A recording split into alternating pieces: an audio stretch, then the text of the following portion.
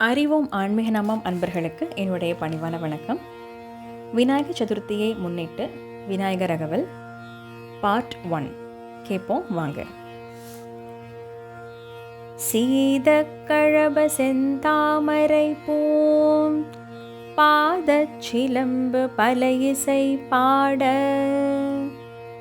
பொன்னரை ஞானும் பூந்துயிலாடையும் வண்ண மருங்கில் வளர்த்தழகெரிப்ப